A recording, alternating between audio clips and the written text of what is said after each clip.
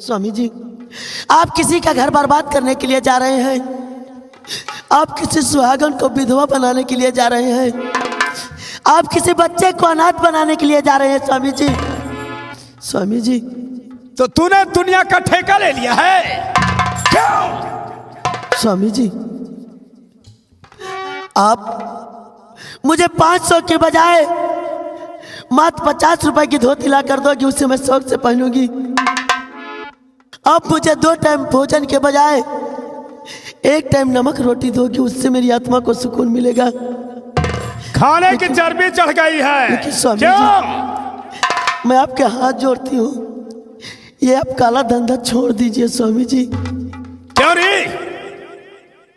जब से शादी करके लाया हूं, जब से शादी करके लाया हूं, अरे अच्छा खाती है, अच्छा पहनती है और अच्छे मकान में रहती है। क्या कमी किया है मैंने? स्वामी जी, मुझे कपड़ा गहना महल अटारी नहीं चाहिए, मैं सिर्फ आपसे इतना ही मांग रही हूँ कि आप ये काला धंधा छोड़ दीजिए। स्वामी जी, अपने बेटे विनय के बारे में सोचिए कि एक दिन जब ये सयाना होगा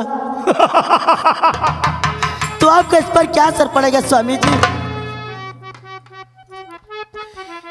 इस तरह से अगर आप करते रहे फिर भला बेटे पर क्या पड़ेगा असर।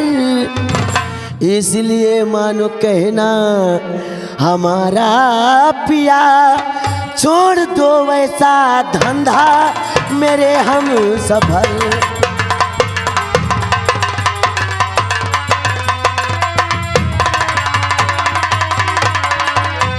स्वामी जी, जरा आप सोचिए कि जब आपका बेटा बिना सयाना होगा, आपके काले कारनामों को जानेगा, तो आपको इस पर क्या असर पड़ेगा। स्वामी जी, तो छोड़ दो।